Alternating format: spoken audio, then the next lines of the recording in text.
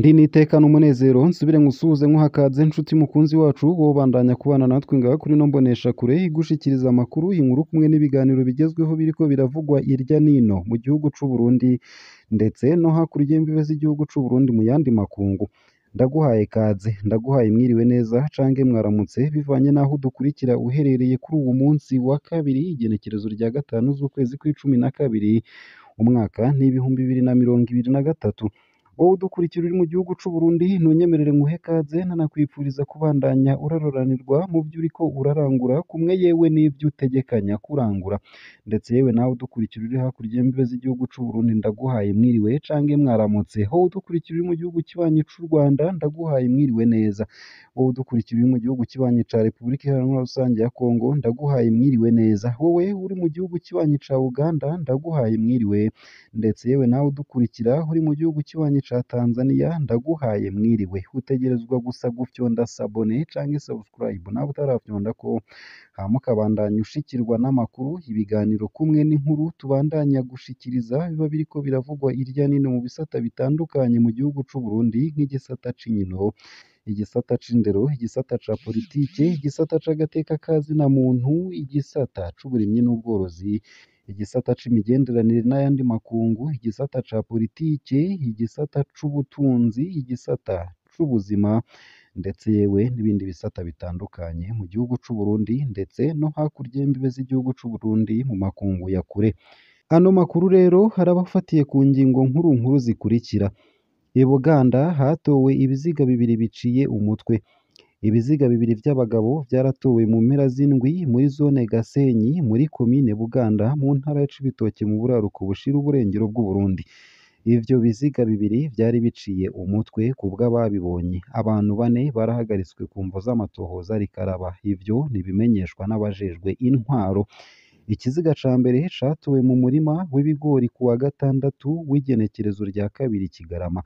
Abarimyi bari bagiye mu murima kw'ibarabara rya kabiri muri zone Gasenyi imbere yo gutabaza abapolisi nibo bakibonye.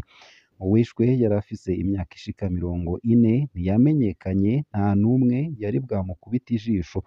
Ivyo ni ivyiganwa n'ababibonye. Ino nkuru ku buryo buramvuye ni mukanyi ntuje kure ico utegerezwa gusa ni ugufyonda sabone canke subscribe nawe utarafyonda ko hama nyene ukabandanya kubana natwe. Nayo kandi gutanga amatagisi ku buhinga bwa none ngo vyaratanze umusaruro.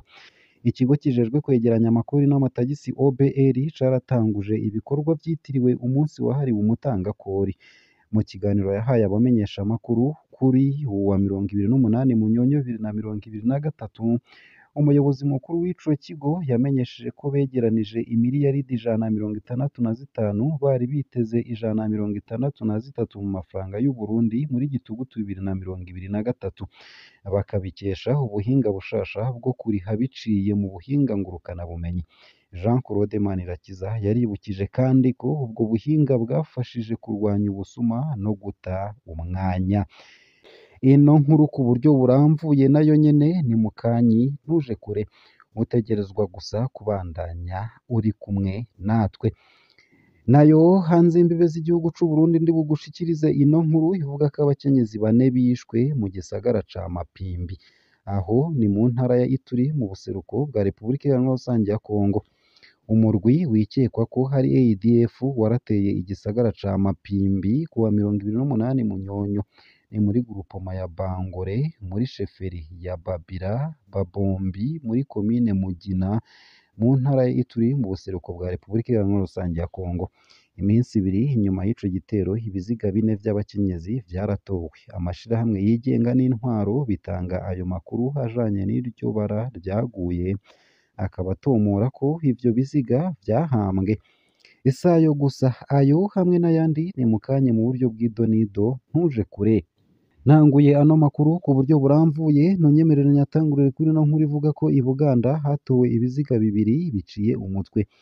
Ibiziga bibiri vy'abagabo vyaratowe mu mpera z'indwi muri zone Gasenyi muri komine Buganda ni mu ntara ya Cibitoke mu buraruko bushira uburengero bw'u Burundi. Ivyo biziga bibiri vyari biciye umutwe ku bw'ababibonye. Abantu bane barahagaritswe ku mvo z'amatohoza rikaraba. Ivyo bikaba bimenyeshwa n'abajejwe intwaro.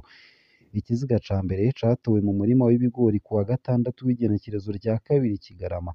Abarimyi bari bagiye mu murima kw'ibarabara rya kabiri muri zone Gasenyi imbere yo gutabaza abapolisi nibo bakibonye ubwa mbere. Uwishwe yari afise imyaka ishika 40 ntiyamenyekanye, nta n'umwe yari bwamukubita ijisho. Ivyo ni ivyiganwa n'ababibonye. Uwa kabiri yatowe mu murima w'imyumbati kw'ibarabara rya kane hari kuri uwu w'Imana.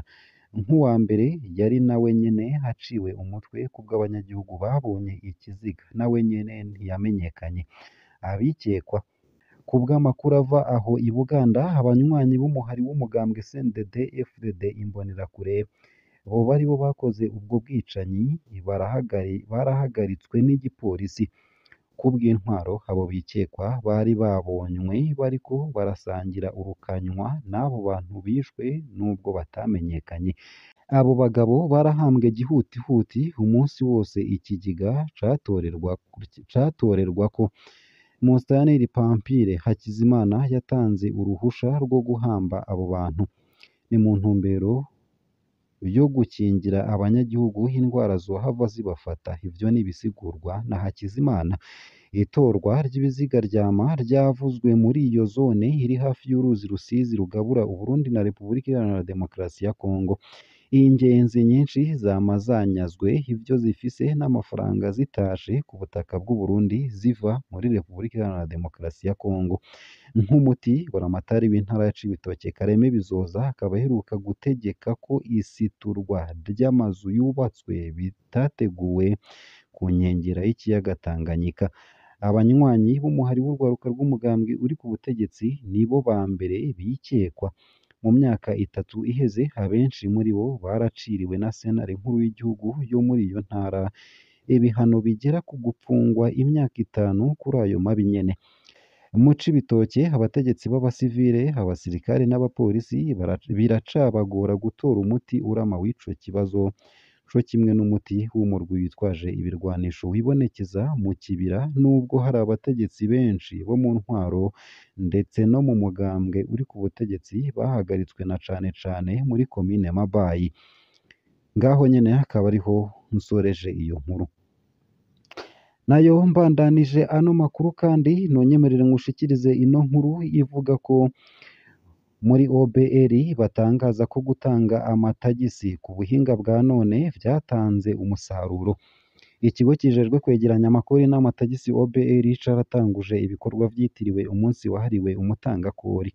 Mu kiganiro yahaye abamenyeshamakuru kuri uyu wa 28 Munyonyo, umuyobozi mukuru w'ico kigo yamenyesheje ko begeranije imiliyaridi 165 bari biteze 163 mu mafaranga y'u Burundi muri gitugutu 2023. Ivyo bakaba babikesha ubuhinga bushasha bwo kuriha biciye mu buhinga ngurukana bumenyi. Jean Claude Manirakiza yaribukije kandi ko ubwo buhinga bwafashije kurwanya ubusuma no guta umwanya. Umunsi wahariwe umutangakori uno mwaka uzohimbazwa ku wa 5 Kigarama ku civugo dukoreshe ubuhinga bwa none mu kumenyesha no gutanga amakori n'amatagisi ku muhora ngurukana bumenyi kandi dushigikire iterambere ry'igihugu. Nk'uko vyavuzwe n'umuyobozi mukuru wa OBR mu kiganiro yahaye abamenyesha amakuru. Yavuze kandi ko ivyo biri mu ntumbero y'ibikorwa vyo gushira ku buhinga bwa none OBR iriko irazana. Ni uburyo bwo mu buhinga bwo kumenyesha ayo uriha kandi kuriha bikaba mu masaha 24. Uwurishe aca aronka igitansi muri ubwo butumwa nyene. Akarusho nuko umutekano ari wose. Umutangakori aba afise wenyene ivyerekana ingene yagiye aramenyesha ayo atanga n'ingene yagiye arariha. Umuyobozi wa OBR yamenyesheje kandi ko kuva hagiyeho ubwo buryo bwatanguye muri Myandagaro uyu mwaka, abatangakori bashika 80% bamaze gukoresha ubwo buryo. Kuva ku wa mbere gushika ku wa 31 Myandagaro, amakori n'amatagisi yatangiwe ku buhinga ngurukana bumenyi yari imiliyaridi 36 z'amarundi. Ni muri Nyakanga akaba yari 63 n'ibice bitanu, mu gihe muri Gitugutu yabaye 165, hakaba hari hitezwe amamiliyaridi 163. uko akaba ariko yamenyesheje akaba abona ko umunsi wahariwe umutangakori hari akaryo kuko leta ikangurira abatangakori n'abafasha Uburundi ku bijanye no gukorera mu muco mu bijanye no kuriha amakori n'amatagisi kugira ngo igihugu gitere imbere uzohimbazwa ku wa gatanu Kigarama i Bujumbura ni ukuvuga uwo munsi nyene uzotangurirwa n'ihayanishwagurisha ry'ibikorerwa mu Burundi ryatanguye ku wa mbere Kigarama rikazomara iminsi itanu naho hari iyo ntambwe mu nama umushikiranganji w'ikigega ca leta yagiranye n'abakozi ba OBR ku wa 31 Gitugutu 2023 yagabishije abo yise akagwi kari muri OBR bafashanya n'abagwizatunga badatanga amakori n'abandi bakozi bemera gusibanganya amafagitire umukuru w'igihugu we yavuze ko uko haheze iminsi ibiri haba hahagaritswe abantu batatu babiri muri bo baba ari abakozi ba OBR umukuru w'igihugu Evariste Ndayishimiye yavuze mu ihwaniro rihuza abagize leta n'abikorera utwabo ryiswe Umuzinga Day ryabaye iminsi ya 28 ndetse n'umunsi wa 29 Munyonyo 2023 ko atantwaro ibereye umugambi w'igihugu cifashe mu mwaka wa 2040 kandi gikize mu mwaka wa 2060 utazoshoboka yahamagariye abafasha Uburundi mu buhinga n'uburyo gushigikira uwo mugambi wo gushira mu buhinga bwa none ibisata bitandukanye kuko bituma haba intwari ibereye no gukorera mu muco ngaha akaba ariho nsoreje ano makuru nari naguteguriye ariko aravugwa irya nino mu gihugu c'u Burundi ndetse no hakurya y'imbibe z'igihugu c'u Burundi mu yandi makungu ico utegezwa nta kindi no gufyonda sabone canke subscribe nawe utarafyonda ko hama ukabandanya urashikirwa n'amakuru inkuru kumwe n'ibiganiro tubandanya gushikiriza biba biriko biravugwa irya nino mu gihugu c'u Burundi ndetse no hakurya y'imbibe z'igihugu c'u Burundi mu yandi makungu ukomeze kugira ibihe vyiza